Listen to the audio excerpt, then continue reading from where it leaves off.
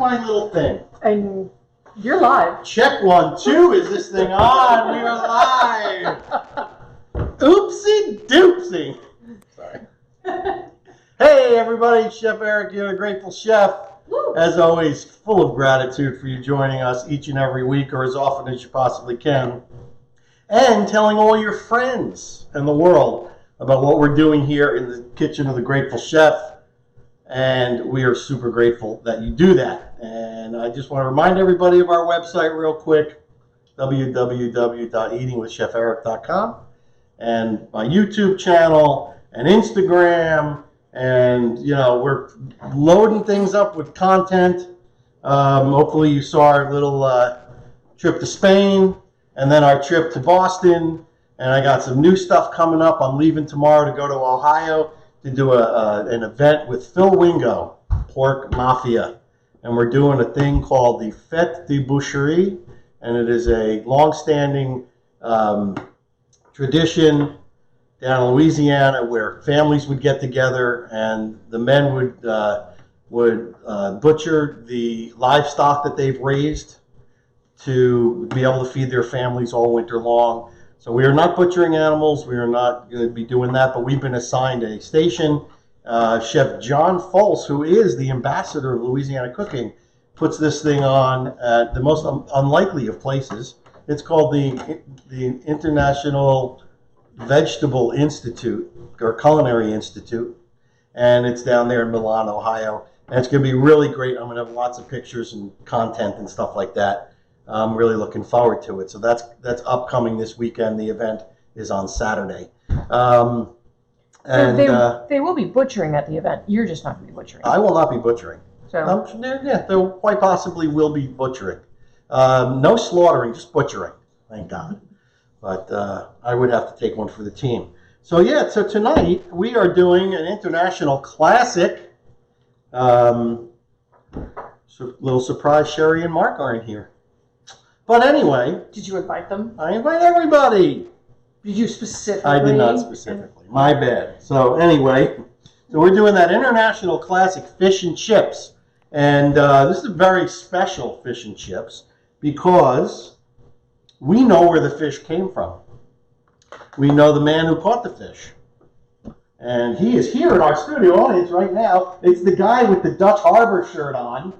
You know, big fan of Deadliest Catch, I should say. And of course, Sabrina, lovely Sabrina, is in the house once again. Hi, guys. And yeah, so Dave went on a fishing trip in Alaska, you know, bucket list item. And he and his 3 friends caught some fish. How many pounds? 800 pounds in 2 days. 800 pounds of fish in 2 days. One of which was a lingcod that weighed 60 pounds. Is that correct? 63, actually. 63 pounds. And here is a picture of Dave with the 63-pound lingcod on the boat in Alaska. So know where your food comes from. This is sea to table right here, baby. Sea to table. So yeah, really, really exciting. It's been unbelievable. I've had halibut. He's got 3 different kinds of salmon, king, silver, and pink, and it's just been great. It's been great. So it's flash frozen at the processor immediately after they get it off the boat, and it was shipped directly to me, Grateful Chef Kitchen. So yeah, fish and chips. Again, we're using lingcod. I've made a beer batter. I'm going to show you how to make it. Sorry to interrupt. Every time you say lingcod. It's not a lingcod. Who is this Lynn? This Lynn is the camera woman, the producer in The Wind Beneath My Wings, and she is the question asker. So she is the liaison between me and you. So you can ask her questions. She will try to get to as many as possible. Give shout-outs. It's your first time viewing the show. If it's not, if you've been here before, still say hello. And Lynn will process the information and pass it on to me.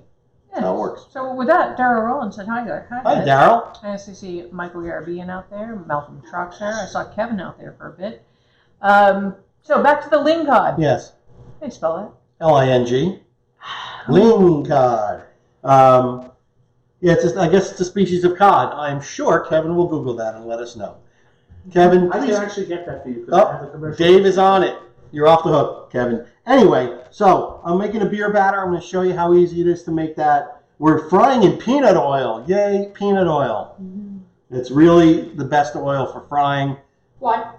It's just a high temperature oil. It's got a great flavor. And of course, peanut allergies are an issue, so a lot of folks don't use it. Because in a restaurant situation, you eliminate a percentage of the population that can't eat peanuts. We're doing chips in the form of potatoes. That I'm going to talk about that in a little while. And we're making homemade tartar sauce. And of course, what fish and chips would be complete without malt vinegar? Not my favorite brand, but it's the only one I could find. But yeah, we're having malt vinegar get sprinkled on the fish and chips. Fantastic. Flavor that would please the queen, as I would imagine. So that's what we're doing. Ready for the ling cod definition? Yes, ling cod. Ling cod are powerful game fish, often caught near shore, and are served in fish and chips restaurants. They can weigh up to 100 pounds Nice. and reach 5 feet in length. Awesome. So you basically what you're saying is you got a little one. Well, no, You got a actually, half it one. was the one that we caught was 5 feet. It was actually the biggest one. Skinny. It's Wow. just skinny. It was the biggest Yeah, one yeah. that this captain had ever seen on that boat. Fantastic. So, All right. So you've got Dave LaGarcia. He said hello. Dave LaGarcia. And Jim Taylor. LaGarcia. Yeah. Yeah, And Jim Taylor. He Hey, guys. making reference to your peanut oil. He goes better than the peanut gallery. Thank you. Very, very true. All right, so we're going to get to the first thing I just want to talk about is the potatoes. All different kinds of chips. Some people just do fries. Some people do potato chips. I did potato. Let's do fat potato chips. That's what I did. So what I did was, and I got one. I left one unpeeled here. I'm going to dry it off. So I peeled a potato. This is a russet potato. You don't want to use a waxy potato. You want a starchy potato. I have these little gadgets. This one's pretty old.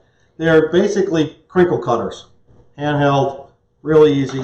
And basically, I cut them into chips like this. I want to make them a little thicker. So if I was making potato chips, I don't want to go super thin. But I'm cutting them, I don't know, 1/4 inch, maybe a little more. You want them to be nice meaty chips. This thing makes easy work of it. And what I'll do is, and what I've done with the chips that I'm making tonight, is once I cut them, I soak them in a bowl of water, nice cold water, in the refrigerator, and I let them soak for a couple hours. What that does is, that takes away a lot of the starch, all right?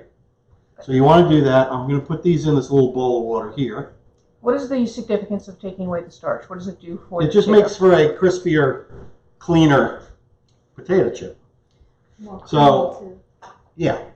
So right here I have a whole bunch of them rolled up, drying. So once I soak them in water for a couple hours, I dried them off. I actually put them in a refrigerator uncovered to try and dry them. And I just rolled them in the paper towel, and I'm going to put them over here, and we're going to get to that frying. Now it's a two-step process, and this is similar to what I did in my hot dog restaurant. It's Belgian style, so you cook them at a low temperature, 325, just to release all the water out of them and to cook them to get so they get a little soft. Then take them out, and then for service, when you're ready to serve them, you put them in 375 oil. They get super crispy, super creamy in the center. They're really outstanding.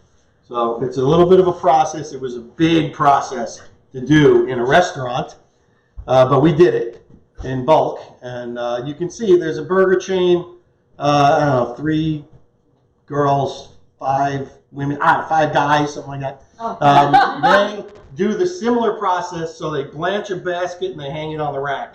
They blanch the basket, so the blanched ones are on the left, and then when they get called for orders, they take the blanched and they put it in hot oil. And that's how they do it, and they keep that in a rotating basis. Yes, Lynn? All right, so we've got Ephraim. He's Hello, with us. Ephraim. He said, hi, guys. Dennis DeFaro. He said, hi, all. Hey, Dennis. He hope so all as well. Thank you. You too, my brother. I see Tammy May out there. And then Kevin came back with, I want to be Eric's paper towel salesman. Yes. No doubt. That's what Chefs we use a lot of paper towels. No doubt. All right, so we got a couple of things that we want to do here. So what I think I'm going to do is let's mix up the batter. All right? The batter should be mixed up and then put in the refrigerator 30 minutes to 3 hours. So I have a batter already made. It's been in there for 2 hours. That goes over here. Don't want to put that in. So what I have here, 1 cup all-purpose flour. Goes in the bowl. This couldn't be easier. 1 cup of cornstarch. That's going to make it super crispy. A lot of Asian cuisines, Chinese in particular, use cornstarch as a coating to get stuff super crispy. I think they probably will use a straight up cornstarch. This is a teaspoon of kosher salt. Yay, kosher. Here we have an egg. It's going in. And then, piece de resistance, Coors. I wanted to use a lager. I was going to use Pabst Blue Ribbon. They didn't have it. Coors, it's going in. This is a relatively thick batter. And what you want, Coors is that fizzy lifting drink that's going to add air and body to this batter. I want all that fizz in there. Recycle the can. And then slowly mix it up.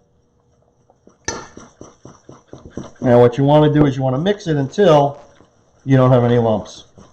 The bubbles die down.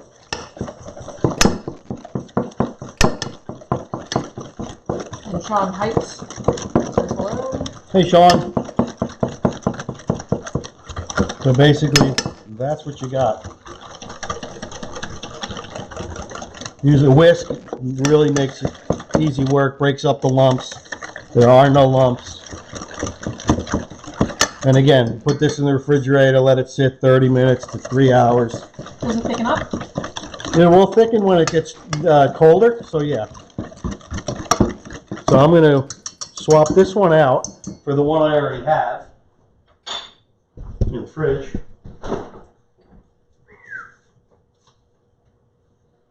We'll see the difference. A little less bubbly.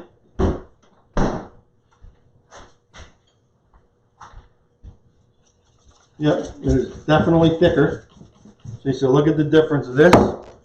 Winnie? Thicker. Ribbons. Okay. As opposed to this one, which is much thinner. So it's a difference. It'll thicken up a little bit. The flour absorb the moisture. I'm going to put that over there just in case we need it. Next, let's go over to the fryer because I want to get these fries blanching.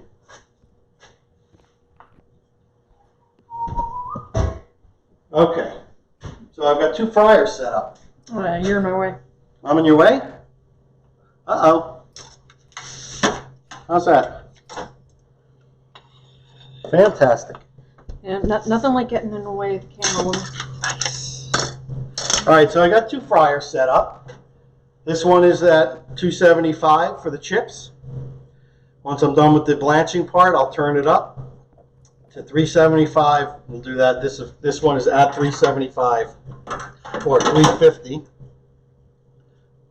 This is going to be for fish. It's bigger. All right, so. And Rob No Probs has joined us. Hey, Rob. I'm going to do this in batches because I don't want to overcrowd. And so again, these are the raw potato, right? They've been soaked in water. They've been dried. Just kind of dumping them out of this roll here. I see Gary out there. Hey, Gary. Dump them all in, and if I need to take some out, I will. How about that? And again, so this is the first fry. I think that'll be fine. $2.75, Does your $3.25. your potatoes second cook and your fish cook at the same temperature? Sure. Yes, they do. So again, this is $3.25, and we're just going to soften them up. That's all we want to do. So while those are cooking, and I will tend to them, we're going back to the cutting board, driving her crazy tonight. And we're going to go with our tartar sauce in her way again. Uh-huh. All right, tartar sauce. Quintessential sauce to be served with fried fish, fried clams, any fried seafood, right? Right. Mm-hmm. Starting out with a cup of, whoever can guess what kind of mayonnaise this is, has been paying attention. You're exempt, Lynn. Oh. It is a cup of Duke's mayonnaise, super creamy. Go to the group and see all the conversation we've had about it. That's 1 cup of mayo. This is a third of a cup of dill pickles, minced, chopped up. It's going in. Why not gherkins? We don't want it sweet. We want dill pickles. We want that vinegar. Yes. This is 2 tablespoons of capers. Measure them out and then mince them as well. So those go in too. This is a pretty bold tartar sauce. This is 2 teaspoons of lemon juice. That's going in. This is a teaspoon of Dijon mustard. That's going in. Which mustard brand you use? Well, I try all different kinds, so I usually have 1 or 2 different brands. Some are spicier than others, which I like. So I just use the spicy one. This is 2 tablespoons of parsley, Italian parsley, chopped up. Now this is another thing you're going to want to make and give it an hour or so in the fridge. So you know the flavors marry and it becomes a delicious, cohesive sauce. Mm-hmm. And from Caesar, he said, "Oh, chef of the future, but can you core an apple? Can it core a apple? Can you core an apple? I could core a apple. Core an apple. A apple. Why do you keep saying a apple? Because that's the joke. Oh. Okay. All right, tartar sauce. This goes in their fridge. I don't get it. It will also firm up. That's all right. If you were waiting for Caesar to catch the fish, you wouldn't have had dinner tonight anyway. Oh. So that's just going to sit over there. We're going to shake our chips. And I don't know if you can see this. I'm going to turn this light on real quick. All right. You see all that steam? I don't know if you can pick that up on camera. See if I come closer. See all that steam? Yeah. All right, that's the water coming out of the potato, and that's exactly what you want. Yeah. All right, and this is what this is what we're trying to get to. This potato, this has been blanched, no more snap. It's cooked on the outside, no color on the inside, no color on the outside yet. That's going to happen when we put it in there.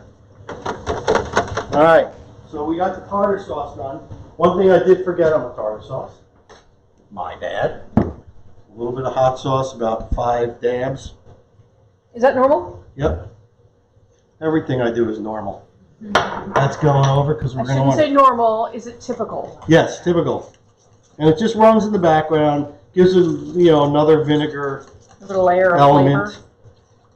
flavor. There we go. That is finished. Okay. Now, should we fry fish?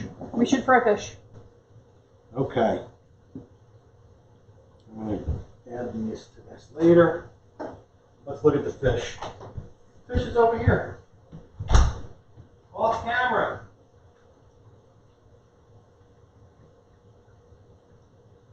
Matt, where'd you go? You get the off-camera Here, fish. off camera. Do you have the little? Did you miss me? I missed you. Do you have the little cutter for the chips? Yes. Rob was looking to see what it was. All right. Oh, there they are. I think I used this one. Yeah, but you just So reach this out. is it. Looks like a little flag. I'm sure they're available in a lot of places, but there you've got your wavy cut. And it's real simple. Use it just like a knife. Chop, chop, chop, chop, chop. Done. That's a lot of fish. Just wanted to put it out there. Never. Okay, seriously. Once you start eating they're it, horrible. you're going to want more. Yes. No, that's all right. So I'm putting it on paper towel just to dry it off a little bit. These are some big pieces. It's actually not that many because I cut the pieces small. Uh-huh. She's not buying it. Uh-uh. All right, and for the sake of this video, I am not going to be cooking all these pieces on camera. So I'm going to cook a few, and then we're going to sign off, and I'll cook the rest. Check my chips. How are they doing over there? And Almost. So you just did a quick taste test? What were you looking for? Just to see if the inside was cooked enough. It needs just a couple of minutes more. And what is enough? When it's done, Yes, but for all of the people out there in when you Internet don't land. get that raw potato flavor. All right. All right, so I'm seasoning salt, pepper,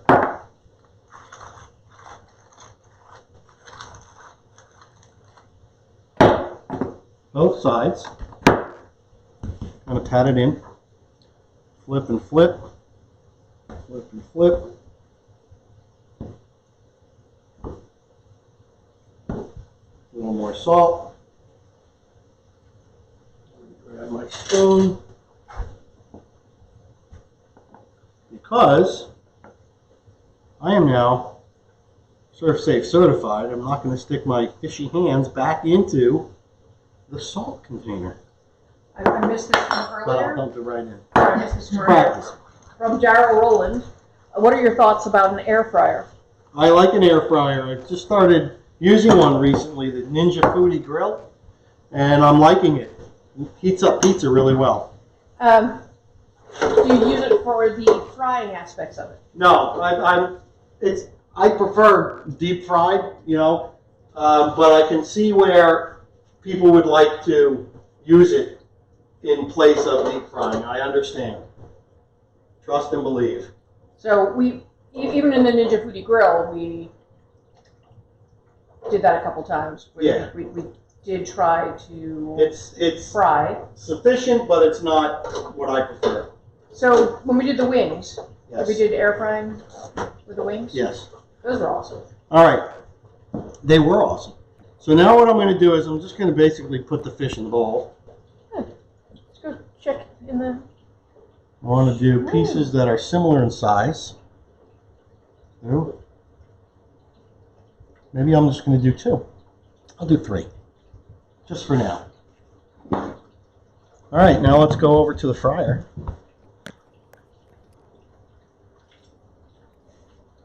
The big boy.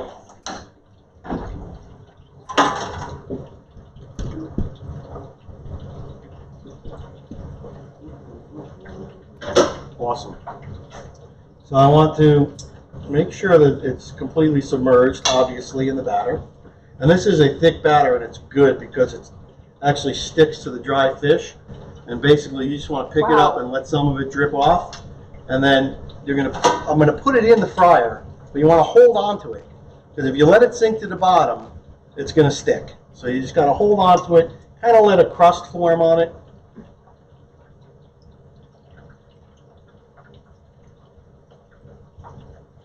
Here we go. Now you're ready. The big submerge. So submerged, but you're holding it. Yes. Yeah. Yeah. You kind of want to just wave it around. You really want that batter to set a little bit. You don't want it to hit the bottom of the basket and stick.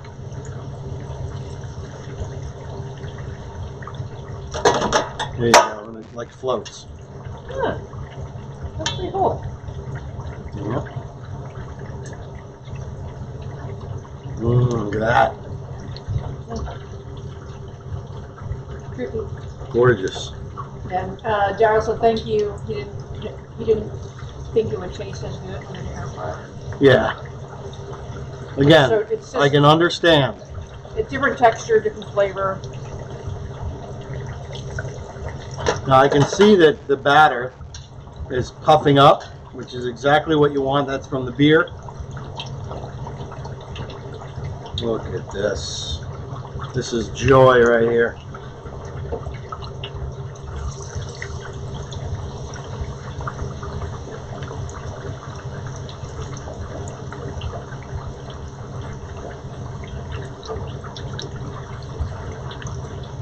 All right. Check the fries here. Nice. Now we're going to fry this until it's golden brown. It is a nice batter. Oh, it's like delicious looking. Pull out these little bits. They won't burn. Really delicious.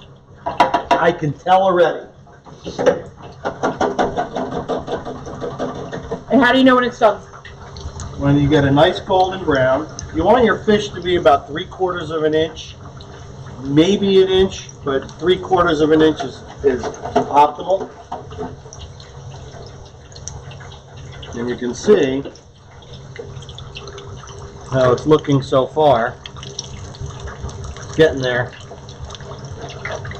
That is really nice and puffy. Yeah, really puffed up. And I just want it to, you got to make sure that the fish is cooked. Is that why you're stirring it around? Yep.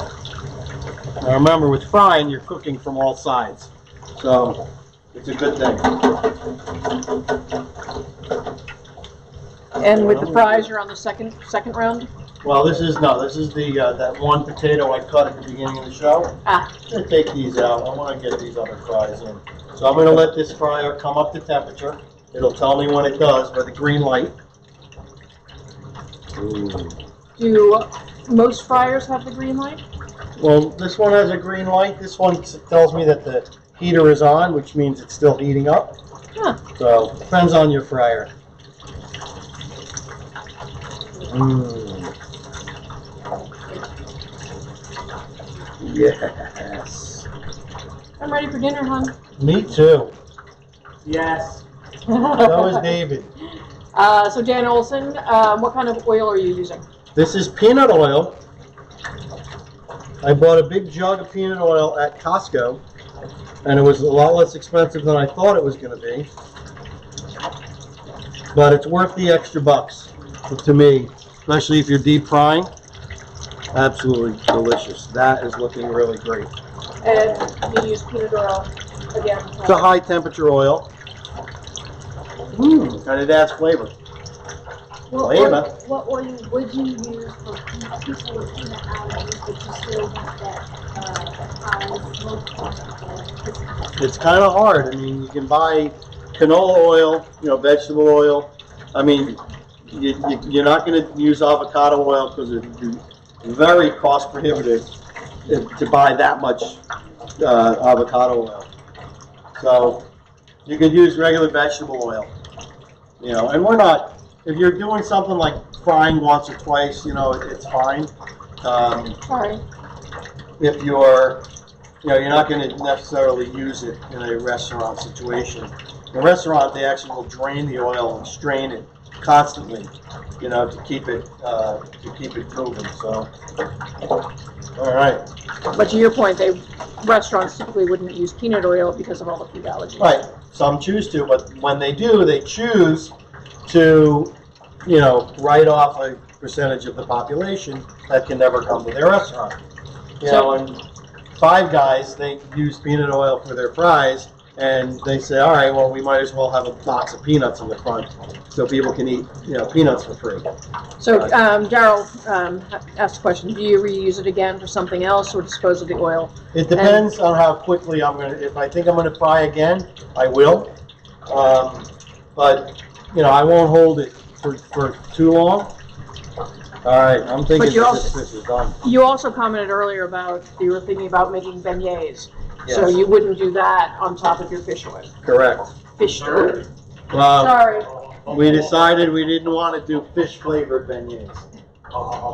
So no beignet. So no beignet, Uncle Dave.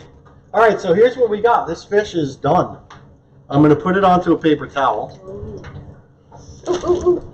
We're going to hope that the fish is Oh my cooked. God, that looks awesome. I'm going to put in chips and get those going. And I'm going to step away from the camera for a moment. Is that okay? Sure. All right. And so here, we're doing that second fry now. 375 to get these crispy. One thing you can see, I don't know if you can see this, they immediately float. Some of them puff up. Awesome. Okay, this one's ready. I'm going to do the chips, the rest of them. Where's the camera? It's on the stool over there.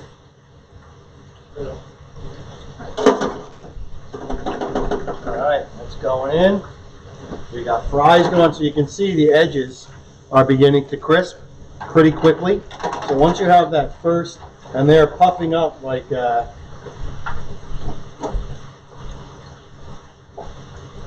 little puffs of joy.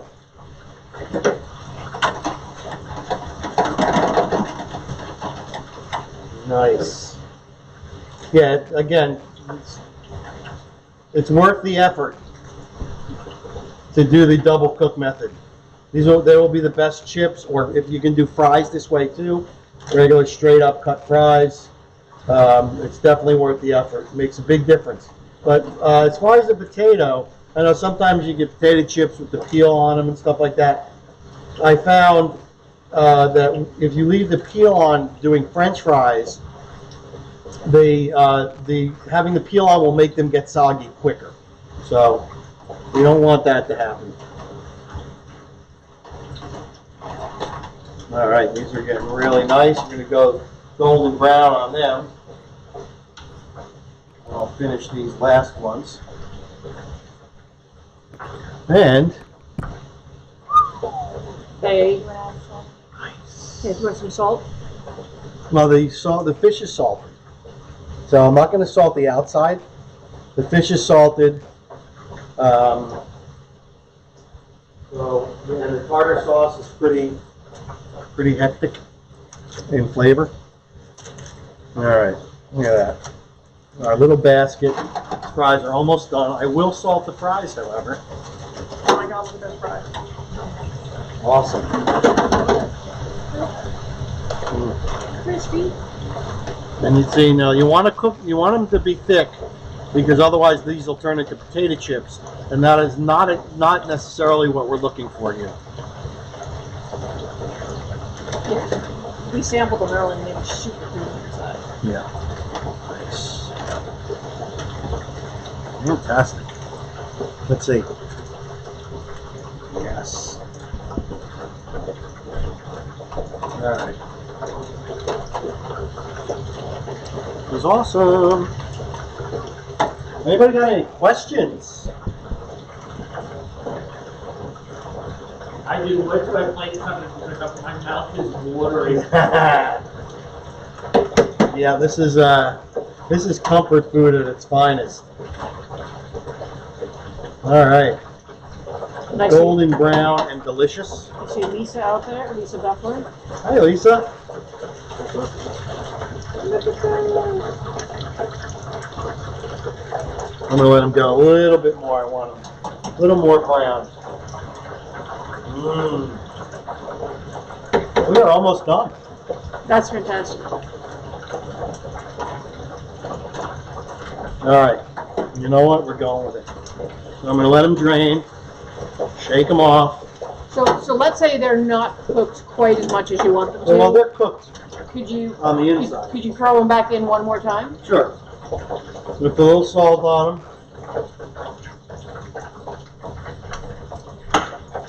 Shake them up. Dump them in the basket. All right. Wow. Spill them on the floor. Spill them on the floor, right on Lynn's foot. All right, let's go back over here. And so, you're at that point in time where Chef Eric has to take one for the team and eat. I'm not going to eat the fries yet because I'm not that insane. And take this one. Very crispy. And I'm just going in with my hands. Sorry, people.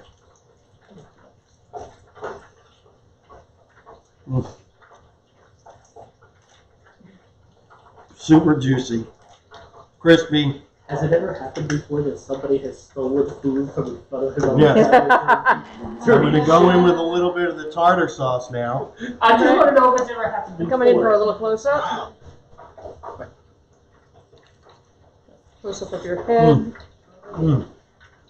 It's so Close-up of juicy, dripping down my arm. Wow. So I'm going to call this a raging success. Well, I should taste the fries first. Here we go. You're moving too fast for me. Ready? How is it? Delicious. So, again, another simple, I would say. There was nothing so difficult. Getting the freshest fish possible. Making that beer batter, letting it sit an hour, 2 hours in the refrigerator. Using that beer to add some lift. The chips, the two-part technique, well worth it. It's not really that difficult. You could do a couple of potatoes, put them in the refrigerator in the morning, come home, let them drain, do the first blanch, then turn your oil up, do the second cooking. And the tartar sauce you can make ahead of time, let the flavors meld in your refrigerator. And you too can have an awesome fish and chips dinner. So we are going to, or I'm going to go cook off the rest of this fish so my guests will stop eating their own arms. And we'll be snacking on the fish and chips. We'll be snacking on the fish and chips while I do so. So thank you again for joining us. Immense gratitude for you always. I will be sending photos from Ohio, from the Fête de Boucherie, which will be quite interesting. There will be the stuffing of a pig stomach with sausage, which will be very interesting. So I would say to you, be well, eat well, be kind, be nice, love each other, and we will see you on the next episode of Cooking in the Grateful Chef Kitchen with me, Eric Eisenbud. Peace.